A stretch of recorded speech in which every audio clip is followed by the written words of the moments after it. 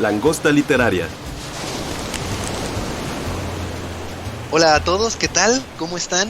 Bienvenidos a un nuevo podcast de La Langosta Literaria, un espacio para la literatura. Mi nombre es Juan Carlos Ortega, soy editor en Penguin Random House, particularmente en dos sellos, Grijalbo Actualidad y Debate. En la cabina virtual me acompaña Ariel Rosales, también editor en Penguin Random House, editor at large aquí en esta casa editorial durante muchos años y recientemente devenido asesor en esta editorial. ¿Cómo estás, Ariel? ¿Cómo te va? Muy bien, aquí muy contento de participar en otro podcast. Llevaba tiempo de no participar, podcast de La Langosta, y me siento muy gratificado por la invitación, porque pues he hecho varios y siempre me ha gustado mucho participar, y hoy más que nunca porque estamos vampirizados. Efectivamente. Te extrañábamos ya, Ariel. Siempre es un placer escucharte, tener contacto con tu cultura, con tu conocimiento de los libros. Y como bien dices, hoy estamos vampirizados. Hoy vamos a platicar de estos bichos horribles y entrañables en la literatura, un poco en el cine, porque son de verdad algunas de las figuras que más interés han despertado en muchos tipos de literatura desde su surgimiento, que son criaturas más o menos jóvenes, hablando literariamente. Es un género y es una criatura que no llega a los 2 siglos de vida, pero es una criatura también que habla mucho y explica mucho de los miedos que ha tenido el ser humano moderno, el ser humano contemporáneo. No se explica, de hecho, la aparición, la invención de una figura así, si no es de cara a la industrialización, si no es de cara a fenómenos sociales y políticos del siglo XIX y del siglo XX. De hecho, vamos a ver, querido Ariel, la idea misma y las características mismas del vampiro han ido cambiando conforme ha cambiado la sociedad y han cambiado sus miedos. Me encantaría darte la palabra, empezar a escucharte, Ariel, y simplemente para abrir la conversación, me gustaría preguntarte, ¿qué crees que es lo que nos atrae tanto de los vampiros, Ariel? Bueno, mira, primero una precisión sobre la antigüedad de el vampirismo, es decir, la idea del vampirismo, pues está desde Babilonia, Siria, muy antiguo, y está en todas las culturas, en todas las civilizaciones, en la India, en China. Esa idea del no muerto y de quien vive, ya sea extrayendo el espíritu de los cuerpos y después la sangre en otras culturas, en otras interpretaciones. Es muy antiguo, pero como tú bien dijiste, es pues, más o menos reciente este vampiro contemporáneo, ¿no? Este mito, esta mitología del vampirismo, tal y como la conocemos, se da con la industrialización, justamente con la sociedad industrial. Quiero citar una explicacióncita que encuentro. Bueno, el libro tiene muchas, pero me gusta esta, de quien creo que ha hecho el mejor ensayo de vampirismo entre nosotros, que es Vicente Quiriarte, de la Academia Mexicana de la Lengua ahora, ¿no? Y un poeta muy conocido y que es fanático desde hace mucho tiempo y especialista en el tema del vampirismo. Tiene un libro que yo le recomiendo muchísimo, es un libro breve, pequeño, pero que se ha vuelto también un clásico sobre el tema, que se llama Sintaxis del vampiro. Lo publica la UNAM. La edición que yo tengo, de donde extraigo la cita, es prepandémica, de 2019. Y yo creo que sigue vigente esa edición, o ya hicieron una nueva, porque es un libro que siempre está presente. Lo pueden encontrar en las librerías de la UNAM, lo pueden encontrar en la Feria de Minería, en la Feria de la FIL. Lo recomiendo ampliamente. Ahí van a encontrar un ensayo espléndido que explica, desde el punto de vista literario sobre todo, explica el fenómeno del vampirismo. Se llama Sintaxis del vampiro y el autor es Vicente Quiriarte. Entonces, Vicente Quiriarte dice: nadie puede experimentar la sensación de horror y placer que provocan los vampiros si no cree al menos mínimamente, en su existencia. Como el Pegaso o las sirenas, los vampiros se han vuelto familiares a causa de convivir con ellos. Su vigencia en el inconsciente colectivo es una necesidad que evidencias en contra no pueden combatir. Los ajos, las espinas de rosa, el crucifijo, el agua corriente, la estaca de madera son elementos que conforman el arsenal básico de un cazador de vampiros que se respete. Pero a cada uno de esos objetos lo apoya un poderoso sostén ideológico que los vuelve verosímiles y dignos de nuestra confianza. Este juego de la incredulidad, pero hay un resquicio de que, y qué tal, sobre todo esto es en la infancia, ¿no? ¿Qué tal si existen? Entonces yo añadiría que se trata de una mitología que nos ha acompañado desde la infancia. Nos fascina y además nos ha proporcionado a casi todos momentos inolvidables. Y sobre todo a través de la literatura y el cine, a través de la lectura y a través de la pantalla, ¿no? Eso es lo que Sí. yo diría. Sí, por supuesto. Y esto que mencionas, estas ideas de Quirarte, son muy provocativas y son muy esclarecedoras de esta seducción que tienen los vampiros, ¿no? Que tienen en tanto personajes y en tanto fenómeno para quienes los leemos. Hay una idea que creo que puede ampliar muy bien lo que has dicho, querido Ariel, que tiene que ver con un juego de dicotomías que hay en la figura del vampiro. Queremos, claro, que existan, ¿no? Porque nos presentan, aparte de una mitología interesantísima, pues posibilidades que como humanos nos encantaría encarnar. Y al mismo tiempo no queremos que existan porque son seres horrorosos, ¿no? Y entonces, ¿cómo se puede contraponer esto? Creo que a cada característica horrorosa del vampiro se le puede contraponer una muy deseable y que todos querríamos tener. Y es en esta dicotomía donde surge la seducción del vampiro. Por ejemplo, ante el horror que despierta un muerto vivo, ¿no? Con las características propias del vampiro, pues se contrapone poder. El poder hacer, el poder seguir, el poder hacer sin un castigo, ¿no? Esto al horror de la muerte, por ejemplo, se le contrapone el de la vida eterna. Sí, sí, son muertos, pero al mismo tiempo son Inmortales, inmortales y cada vez es la más fuertes. inmortalidad. Exacto, exacto, cada vez más poderosos en varias submitologías, ¿no? Del vampirismo.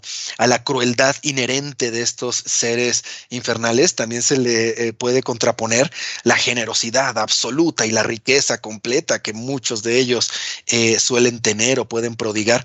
Entonces, creo que es justo en este encuentro en el que nace nuestra fascinación por estos bichos modernamente, como bien especificabas. Y me encantaría escucharte hablar un poco, Ariel, acerca justo de ese momento en el que algo pasa en nuestras sociedades occidentales y empiezan a surgir obras que definen el género propiamente hablando, ¿no? Que nos hablaras un poco, Ariel, de Polidori, que nos hablaras un poco de Drácula, Carmila de Le Fanu, que para mi gusto es una de las obras más importantes de vampirismo que hay en el origen, ¿no? De esta nueva, digamos, ola vampírica. Cuéntanos un poco de esas obras fundacionales, querido Ariel. Mira, por supuesto que ahí están el vampiro de Polidori, así para seguir las que mencionaste. Hay otras, pero así como fundacionales, el de Polidori, que es un cuento, y que es un cuento a veces medio criticado porque en realidad él lo hizo bajo la influencia de que ahora me entero, están diciendo que era su amante, Lord Byron. Y en aquella reunión famosa cuando estaba Mary Shelley, que también ahí la inspiran para hacer Frankenstein, él hace, John Polidori hace el vampiro, le llama el vampiro. Y está lo de Sheridan Le Fanu. Sheridan Le Fanu es uno de los escritores irlandeses, uno de los grandes escritores de lo que se llama en inglés Ghost Story, historias de fantasmas.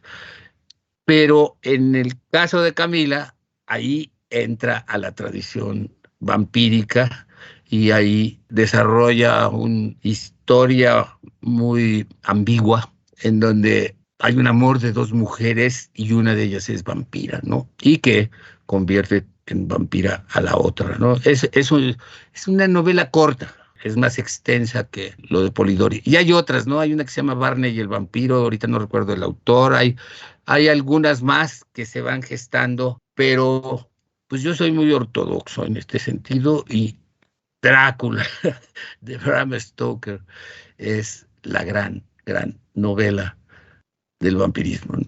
Ahí es donde yo quisiera centrarme, ¿no? En la novela de Bram Stoker, ¿no? Voy a rápidamente para que después vengas tú con unos temas que me interesan muchísimo, porque hasta vas a hablar del vampiro de la colonia Roma. Entonces, quiero hacer una síntesis muy apretada de Bram Stoker, a partir de la novela de Bram Stoker, a partir de una coyuntura que se me presentó ahora, que fue que hay un festival del horror cinematográfico en las salas comerciales cada octubre como preámbulo al Halloween. Y entonces, pues ya sacan desde Poltergeist, La pesadilla de la calle del infierno, como los clásicos, por supuesto, El Exorcista. Y ahora, en esta ocasión, creo que no lo habían sacado en la edición del año pasado, tal vez, y antepasado por lo de la pandemia, ¿no? Se llama Drácula Bram Stoker. Así es el título de la película de Francis Ford Coppola, que es de 1992. Entonces, pues yo me la fui a ver el viernes pasado. Por cierto, yo era el único espectador, no fui más que yo a las 3 de la tarde en Wow. en un Cinemex de esos Platinums que son carísimos. Yo la vi cuando la estrenaron y no la había vuelto a ver. No me gusta ver luego esas películas en televisión porque pierden mucho, ¿no? Estas películas son como para ver realmente en la oscuridad y en la pantalla grande, ¿no? Entonces me la fui a ver, hice una serie de notas porque se supone que Coppola iba a hacer la gran adaptación. Difícil hacerla después de los antecedentes que había, ¿no? La gran adaptación de la novela de Bram Stoker, de Drácula, porque está la versión de 1931 de Bela Lugosi, bueno, de Bela Lugosi como actor, es Todd Browning el director, y luego hay una espléndida de la casa Hammer, de Terence Fisher, donde está Christopher Lee de Drácula, que es muy apegada también a la novela. Peter Cushing es el cazador de vampiros Van Helsing, y es muy buena. Con esa producción que tenía la casa Hammer, la londinense, ya le metían lana, pero pues no era Hollywood, ¿no? Entonces, Coppola, pues se lanza con todo, ¿no? Creo que es una manera de ver lo que la novela significa. Y él está muy apegado a la novela. Al principio hace una introducción que no está en la novela, de dónde se origina el mito, pero en realidad ahí había que hacer varias precisiones y para eso recomiendo, en internet lo pueden encontrar facilísimo y es un espléndido documento de un académico, se llama La inmortalidad de Drácula, historia, leyenda, ideaciones, de un señor de origen rumano, hispano-rumano, que se llama Dan Muntenau Colán, de la Universidad de Las Palmas de Gran Canaria.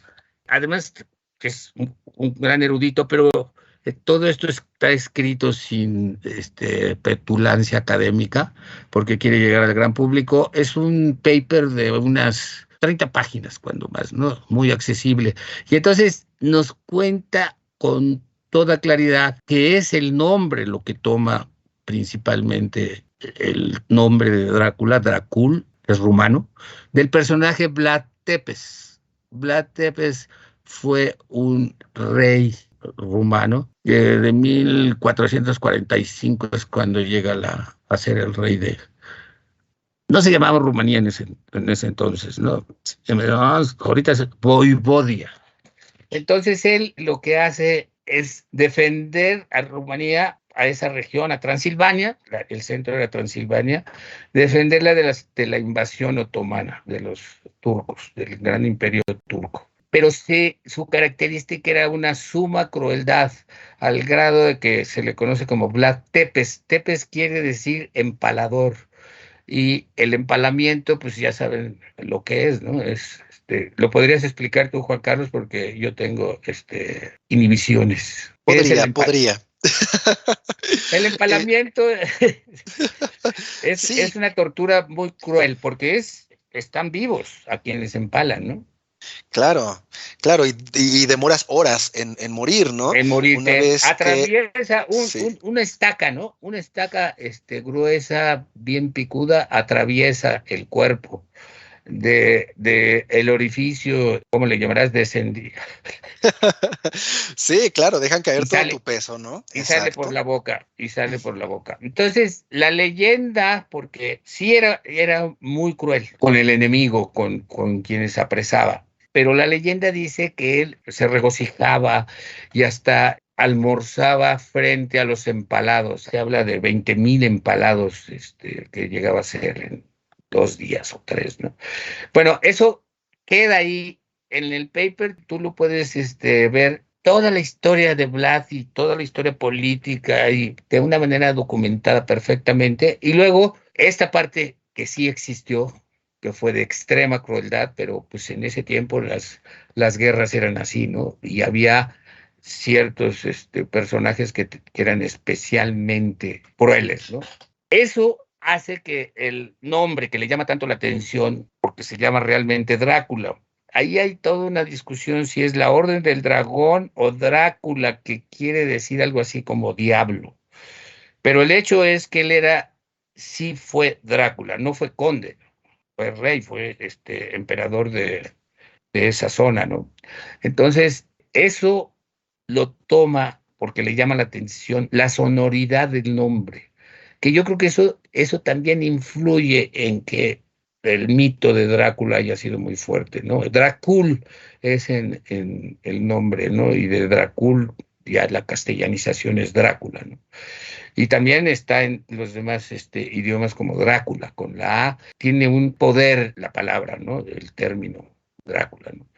Entonces lo toma él y a su vez ya hace una recreación de la famosa condesa Bartoli, ¿no? Que esa viene después, como en 1600, ¿no? Aquella que mataba adolescentes, mujeres, y se bañaba en sangre, y se bebía la sangre, etcétera. Entonces hace ahí una combinación, pero ya estaba corriendo la tradición vampírica, ¿no? Y entonces Bram Stoker hace toda una combinación ahí de cosas, elementos para llegar a este libro fundacional, ¿no? Entonces, sí, yo creo que Bram, la película Drácula, Bram Stoker, de Coppola, toma todo esto y lo recrea de una manera muy divertida, muy fascinante. No es exactamente una película que como tampoco el libro, que te espante, ¿no? Que te llegues a horrorizar, ¿no? Como podría ser el efectismo del exorcista que llegó a causar sensación, ¿no? Sí, yo creo que Drácula sí hay el elemento de horror y esta atracción, esta ambigüedad de la que tú hablabas, ¿no? De la dicotomía, pero no es tan espeluznante, ¿no? Como llega a ser ciertas novelas de terror.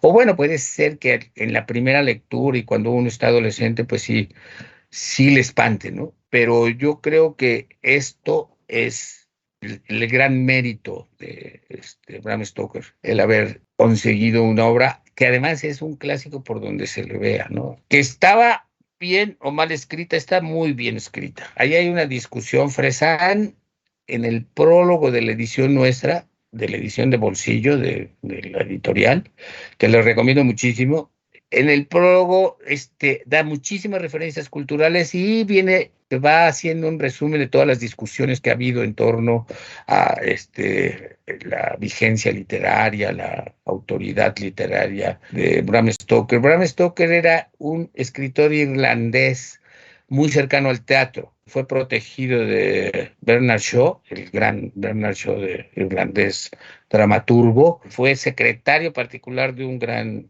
actor británico. Y luego, bueno, escribió Drácula, de una manera muy especial. Hay un mito, ¿no?, de que se comió unos ostiones que estaban malos, tuvo una pesadilla espantosa, y hay anotaciones de que después de la pesadilla lo que soñó y que era la semilla de Drácula, ¿no? ¿Quién sabe? Todo está lleno de leyendas, no se sabe bien, pero bueno, eso es lo que puedo yo decir de mi novela favorita y mi película favorita Ni más de, ni menos, el de clásico vampiros. de clásicos, pero por supuesto. Y fíjate, qué interesante que te vayas a mencionar esa piedra, ¿no? Central en todo lo que se hace y se analiza sobre los vampiros. Y ya que has partido de ahí, me encantaría entonces, Ariel, escucharte sobre un tema que me interesa mucho de los vampiros, que tiene que ver con el hecho de que el vampiro de Bram Stoker es realmente distinto a los vampiros que podemos ver o que se crean pues más recientemente, ¿no? Hay características que se han ido atenuando y hay otras que han surgido, ¿no? Se ha decidido verlos, relatarlos, narrarlos, usarlos como personajes, como arquetipos, como tipos, de una manera distinta, cambiante. Me gustaría escucharte hablar sobre eso, sobre cómo ha ido modificándose la categoría vampiro y en qué características o en, como decía, se han ido acentuando o desapareciendo con el paso del tiempo. ¿Tú qué ves al respecto? Mira, la gran carga que hay en Bram Stoker, en la Drácula de Bram Stoker, es una carga sexual. Se ha interpretado ahora que realmente es amorosa y que tiene una expresión sexual, por supuesto. Y sí, hay una fascinación del conde Drácula, lo mueve hasta Londres a comprar las tierras cercanas a donde está quien cree que es su enamorada. Coppola en la película le da la interpretación de que sí, Mina Harker es la reencarnación de aquella mujer que se suicidó, que eso no es muy, eso más bien lo hicieron los guionistas de Coppola, pero bueno, independientemente de eso es la interpretación que se le da de que él va enamorado de Mina y ya Coppola lo usa de una manera ya muy abierta. Él se enamora de la mortal, el inmortal, al grado de que no la quiere volver vampira, que siga siendo mujer. Esa interpretación sí hay base que está en el libro. Entonces eso es un vampiro enamorado, un vampiro que adora la condición humana cuando él ya no es humano y que además tiene conciencia de su condición fatal y tremenda, condenado al mal y a la propagación del mal, al grado de que, como en la película lo hace Coppola, no quiere que la otra se contagie porque se va a volver vampira, pero no contaba con que Mina le dice, ¿cómo no? Yo no me importa, estoy enamorado de ti, quiero ser vampira.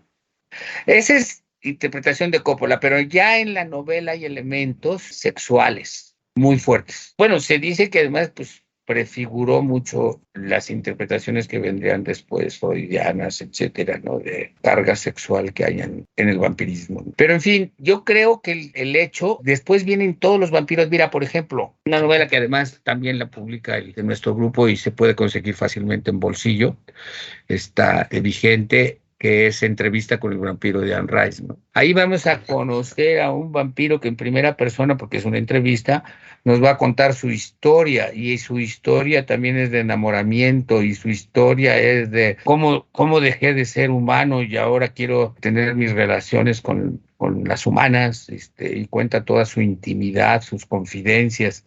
Entonces, esta cosa que el vampirismo nos ayuda a entender la condición humana, ahí está presente, ¿no? La novela, por cierto, de Anne Rice es genial, ¿no? Yo creo que es muy literaria y es muy buena, ¿no? Y nos da este punto de vista del propio vampiro, ¿no? Claro, es otra mutación de Drácula, el vampiro de Anne Rice, ¿no? Y hay mucha más, muchísimo más, ¿no? Hay de plano un vampiro por ahí que estaba yo leyendo, que ahorita pues podría buscarles el dato, en una novela que se encuentra con Freud mismo en el tren y discuten sobre todas estas cosas, ¿no? Y bueno, aquí tengo una novela que también está ligada con el grupo Ediciones Roca, Se llama Drácula el no muerto. Es la continuación de Drácula. Y le escribe un sobrino bisnieto Ajá. de Bram Stoker que se llama Dacre Stoker, ayudado por un escritor profesional que se llama Ian Holt. Y ahí también tenemos el punto de vista del conde. Pues al conde le cortan la cabeza, le meten la estaca, le cortan la cabeza y todo, pero su espíritu sigue presente en una serie de personajes, entre ellos Mina Harker. Esa Wow. es como una continuación, ¿no? Es buena, ¿eh? Es una novela buena, se llama Drácula el no muerto. Y cualquier cantidad de cosas, de reinterpretaciones que hay, y hay cosas muy buenas, hay además ensayos, hay tratados para demostrar que el conde no era tan malo como parecía. El intento es encarnar el mal, pero parece que en eso le falló un poco a Bram Stoker, ¿no? No es un malo tan malo. Exacto, exacto. Y esta idea creo que es poderosísima, supuesto error, ¿no? De hecho, es algo central en la construcción tan exitosa de los vampiros que han existido. El hecho de siempre tener características que lo acercan a lo deseable, a lo comprensible, lo humaniza paradójicamente, ¿no? Y mira, Rodrigo Fresán en el prólogo, el escritor argentino que hace el prólogo de Drácula, de nuestra edición, dice una cosa muy importante. Esto apenas empieza. Es un mito que tiene un poco más de un siglo, bueno, tiene 125 años. Empezó el Drácula y vino la eclosión y todos los productos que ahora conocemos y todo este rollo, pero no va a terminar, va a seguir y seguir y seguir a futuros. Y todas las mutaciones que haya, toda la explotación comercial, todo lo que estamos viendo y que va a seguir, bueno, pues va a formar parte, ¿no? Muy directa de lo que somos culturalmente, ¿no? Y estoy hablando a Sí. nivel global, ¿no? Sí, claro. Y ese somos culturalmente es un concepto bien amplio y bien interesante que a la literatura le ha dado mucho y a la figura del vampiro también, porque esa pregunta de qué somos, qué no nos gusta ser y qué anhelaríamos con todas nuestras fuerzas, aunque imposible sea ser, es central, ¿no? Y me pongo a pensar ahorita, Ariel, en esta parte de qué somos, pues también somos miedos, ¿no? Y creo que muchas de las grandes figuras de horror de la literatura occidental, actual, tienen que ver con esto, responden a un miedo bien particular. Por ejemplo, los zombies, ¿no? Desde Yo iba cierta a lectura, referirme a los zombies, justamente. justo tan parecidos, ¿no? Que son tan parecidos a los Pero vampiros en no muchas tiene, cosas. pero no tienen la fuerza, porque además el zombie es un invento ya muy comercial, porque en realidad el zombie viene de la religión vudú, de la religión haitiana, y no es esto otro que viene más bien del cine. La gran película de los zombies que origina todo esto, que es La Noche de los Zombies, ¿se llama? ¿Cómo se llama? El La despertar de famosa los película. muertos de George Romero. Esa, ahí Ujú. empieza. Ahí realmente es donde empieza, donde la niña se come a su mamá, esa película. Ahí empieza esta popularización del zombie que no tiene que ver con el origen, que es la religión, es una religión vudú haitiana afroamericana, ¿no? Con la influencia francesa de los esclavos, ¿no? Entonces, no creo yo que los zombies permanezca o tenga la fuerza de los vampiros, ¿no? Aunque también son no muertos, ¿no? Sí, claro, claro. Y en esas pequeñas diferencias hay una riqueza increíble, ¿no? En tanto personajes y en tanto posibilidades creativas, pero también, pues nos habla, ¿no? De cosas que nos aterrorizan de uno y de otro y por lo tanto de nosotros mismos. Por ejemplo, en los zombies, yo creo que hay un gran miedo y que son exitosos en tanto retratan el gran miedo que tenemos a perder el control, a dejar de ser nosotros, a la locura, al irnos, al estar y no estar. Y en cambio, eso lo hace diametralmente distinto a la figura del vampiro, por ejemplo. El vampiro lo que tiene es entre otras muchas cosas, por supuesto, una hiperconciencia. Es inmensamente consciente, plenamente, dolorosamente consciente de varias cosas muy terribles y también muy magníficas, pero sobre todo lo horrible pues es darse cuenta, ¿no?, de que la vida es fundamentalmente sufrir y ellos van a sufrir toda la eternidad. Vernos enfrente de eso como humanos nos puede llegar muy profundo. Son hiperconscientes de que por más que tengan vida eterna, la felicidad no es asequible hacia ellos. Por más que los humanos estemos vivos ahora mismo, saber o que una figura narrativa nos recuerde, sí, la vida puede ser hermosa, pero pese a ello, la felicidad es esencialmente inasequible. Claro, es una versión muy, muy dramática, pero bueno, es creo algo de lo que propone la figura del vampiro, ¿no? Esto en esos libros que has mencionado y otros que seguiremos Oye, nada más aludiendo. es la hora de un comercial. A ver. Entonces yo sí quisiera citar la novela de Stephen King, que también la pueden conseguir en De Bolsillo, que originalmente fue publicada como La Hora del Vampiro, pero ahora es El Misterio de Salem Slot. Y ahí Stephen King hace un homenaje a Drácula de Bram Stoker. Pero yo me encontré ahora en otro libro de Stephen King, el libro de ensayo. Es un ensayo, una serie de conferencias y cursos que él dio sobre literatura de terror y cine de terror, y los juntó para un libro que se llamó o que se llama Danza Macabra. Entonces, en Danza Macabra, él habla, dice, cuando concebí la novela de vampiros que luego acabaría convirtiéndose en El Misterio de Salem Slot, decidí que quería utilizar el libro parcialmente como una forma de homenaje literaria a Bram Stoker Drácula. De modo que mi novela mantiene ciertas similitudes intencionadas con Drácula de Bram Stoker, y al cabo de un tiempo empezó a parecerme que lo que estaba haciendo era jugar un interesante, por lo menos para mí, partido de frontón literario. El misterio de Salem Slot era la pelota y Drácula la pared contra la que iba golpeándola una y otra vez, observando cómo y dónde rebotaría para que pudiera volver a golpearla. Y el resultado es fascinante.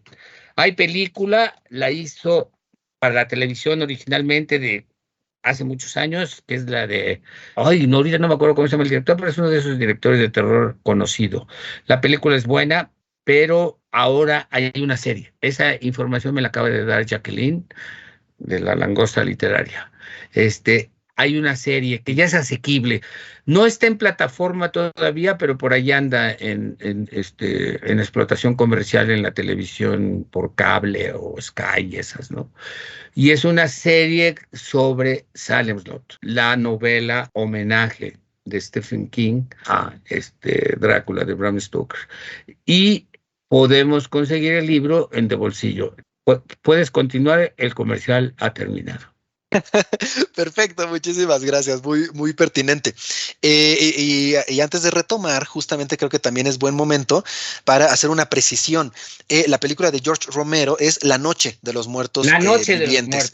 de los Muertos Vivientes. Sí, la que habíamos mencionado es el remake, ¿no? La nueva versión que no, la primerita, la blanco y negro. Exacto, la de 1968, La Noche de los Muertos Vivientes. Fíjate qué importante que haya sido en ese año, ¿no? Sí, claro. Justamente en el 68. Sí. Yo la vi en estreno, más bien de segunda corrida en el Cine Gloria. Uh-huh. Sí, claro.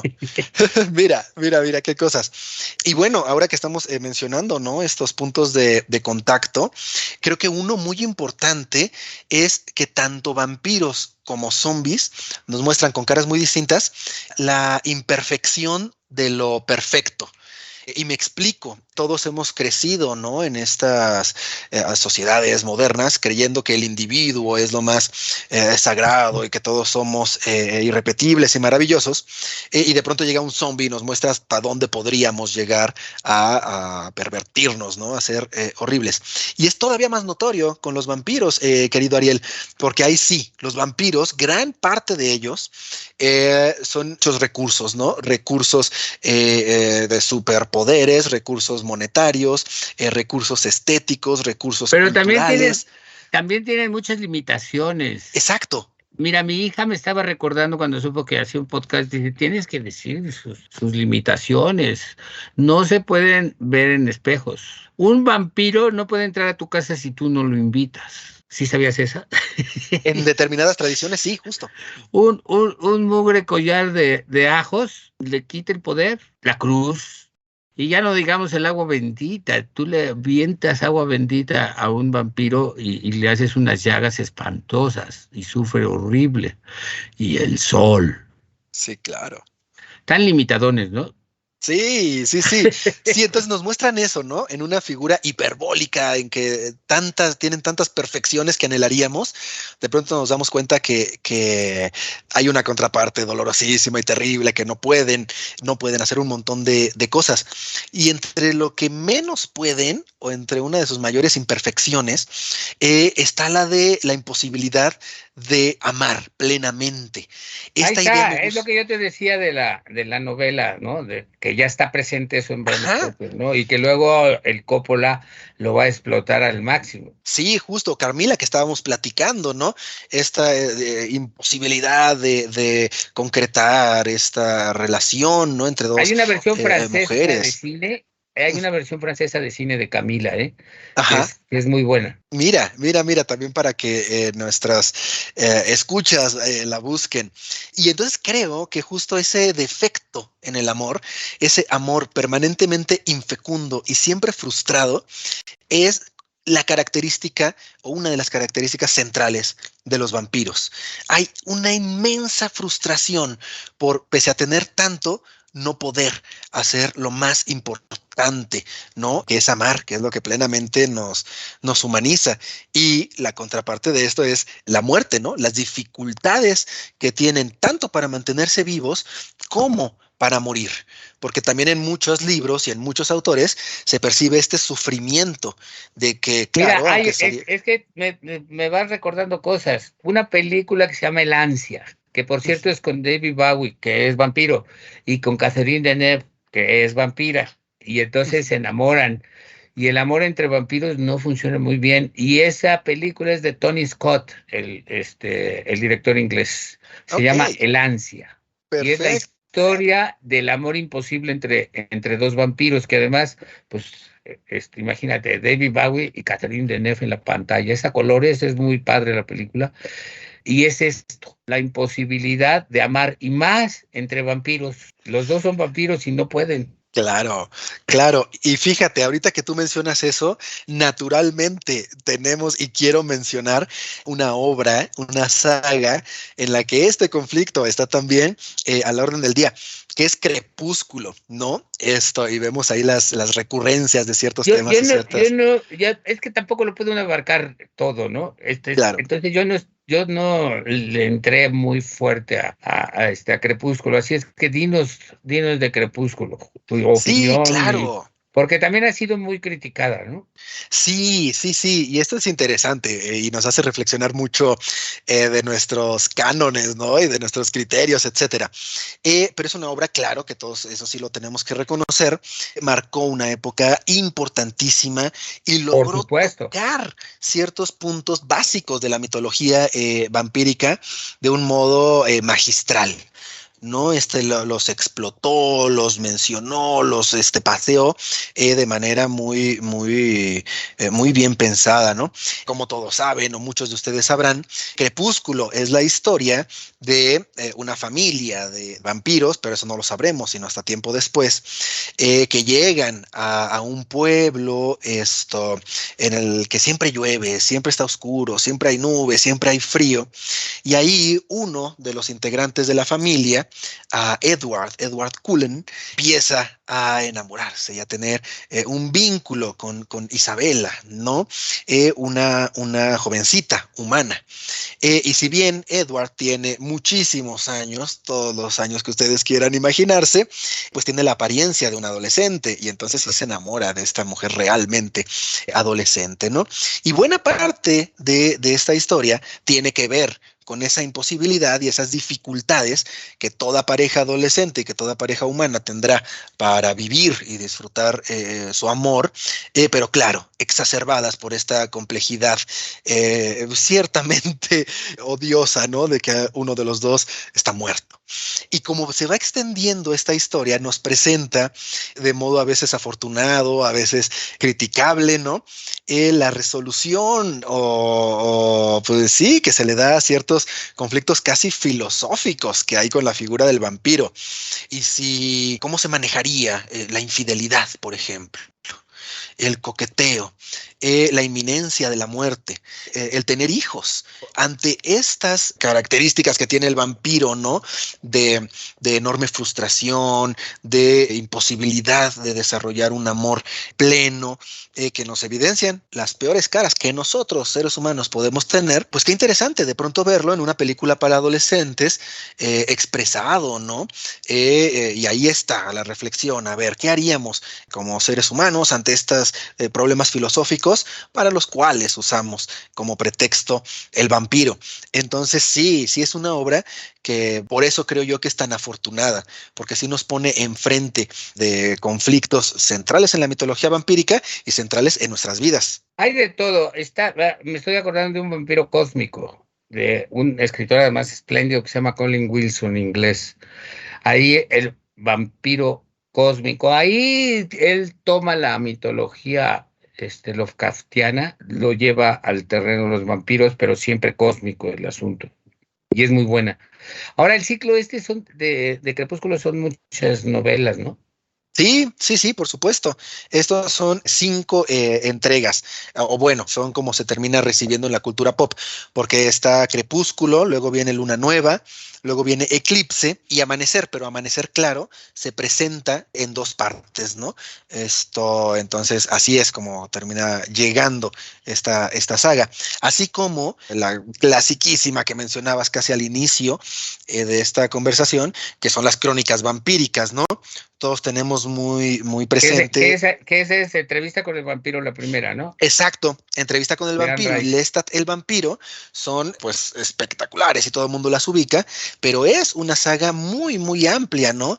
Luego viene La Reina de los Condenados, El Ladrón de Cuerpos, Memnoch el Diablo Armand, el vampiro Armand, Merrick, y siguen otras, siguen muchas sobre el príncipe Lestat. Son las mutaciones que produce la industria cultural, ¿no? Alrededor de la figura del vampiro. Y espérate las que vienen, ¿no? Claro, y ahorita que dices mutaciones, y ya que se nos está empezando a acabar el tiempo, me gustaría mencionar una interesante, que es El vampiro de la colonia Roma. Una obra que, claro, tiene esa palabra en el título, ni más ni menos, pero cuéntanos, Ariel, ¿trata acaso de un vampiro? Pues claro que no. Pero mira, bueno, fui editor de la novela. Cuando yo llegué a Grijalbo hace muchos años, ya estaba la novela, y ya había vendido muchísimos ejemplares, pero yo era amigo desde antes, porque le había publicado otros libros en otra editorial, de Luis Zapata. Entonces, pues me dio muchísimo gusto ya ser, si no el editor, porque ya estaba totalmente editada, ¿no? Pero sí estar ahí presente viendo cómo la novela seguía vendiendo muchísimo. Y bueno, pues se volvía mito, porque también es todo un mito, el vampiro de la colonia Roma, ¿no? Entonces, lo que cuenta el vampiro de la colonia Roma es la historia de pues se les dice chichifos en el lenguaje popular, pero en realidad es un prostituto masculino, ¿no? Y el asunto de haberle puesto este vampiro es esta cosa genial que tenía de Luis, tenía mucho sentido para hacer atractivas sus obras literarias, ¿no? Y en especial, ¿no? Que fue su primer bombazo, ¿no? Entonces, él había estudiado letras francesas y estaba especializado en literatura picaresca.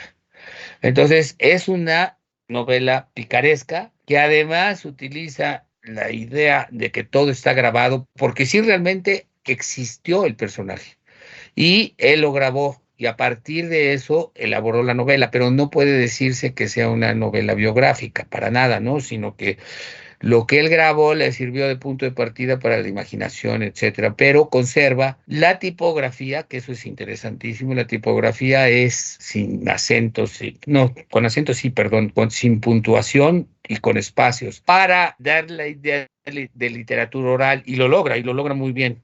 Se puede leer perfectamente, casi de una sentada, por esta cosa de que es coloquial, que no es coloquial, se logra una impresión coloquial a través de un trabajo literario.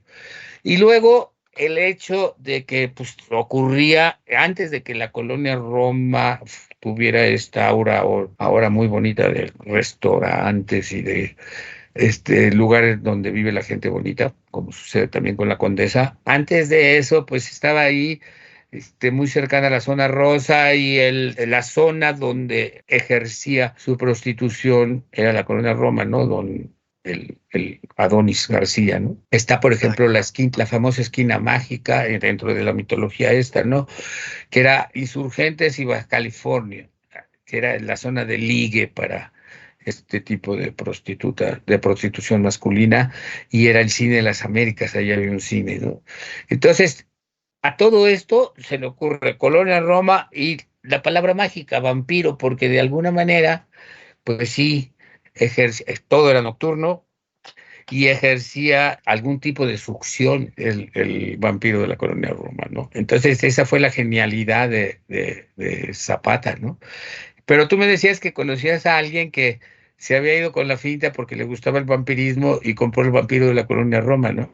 Efectivamente, sí, esa es una anécdota interesante, y que no solo conozco una anécdota al respecto, sino al menos dos de personas que han creído que El vampiro de la Colonia Roma es una novela de vampiros, de upirología. Eso me lleva a los fans del vampirismo, ¿no? Al grado de que ven la palabra vampiro y compran el libro, ¿no? Del vampiro de la Colonia Roma, que no es estrictamente un vampiro, ¿no? Pero la palabra vampiro tiene una connotación de atracción muy fuerte, ¿no? Sí, sí, claro. Y pensar que esta palabra no se habría usado de no ser porque la que originalmente quería emplear Bram Stoker, Upir, Yo ya tengo por circulaba, ¿no? ahí, es Serbia, es una palabra serbia, y es Vampir. Ajá. Y ahí ahorita si quieren lo busco, pero ya después yo no quería que fuera docto este podcast, ¿no? Por eso, más bien nos fuimos al vampiro de la Colonia Roma y cosas más populacheras. Pero es un término serbio, de donde viene, sí. Bueno, pues qué placer haber terminado hablando de estas mutaciones, de este poder del concepto de la palabra vampiro. Ariel Rosales, muchísimas gracias por esta conversación. Como siempre, la hemos disfrutado mucho. Sí, oye, qué bien. Yo también he divertido mucho con todo esto, y no se olviden de mis comerciales, porque a final de cuentas lo que buscamos es promover la lectura de nuestros libros, que tenemos afortunadamente una versión espléndida de Drácula. Tenemos, por ahí también hacíamos Crepúsculo, ¿no? Claro, por supuesto. Y tenemos muchas cosas, El vampiro de la relacionadas. Colonia Roma. Y bueno, Salem Slot, Claro, por que, supuesto. que ahora, antes era la hora del vampiro, ahora es el misterio de Salem Slot, la novela de Stephen King. Pues muchísimas gracias, Ariel. Con esto llegamos al final de un Pues qué podcast. bien. Un placer. Esperamos que les haya gustado, y coméntenos, por favor, ¿cuál es su libro favorito de vampiros? ¿Cuál es su vampiro favorito? Muchísimas gracias. Yo soy Juan Carlos Ortega Prado. En la producción estuvo Álvaro Ortiz, Citlalmina Guadarrama y Carmen Cuevas. Hasta la próxima. Búscanos en nuestras redes sociales: Twitter, @langosta_lit, Instagram y Facebook, Langosta Literaria.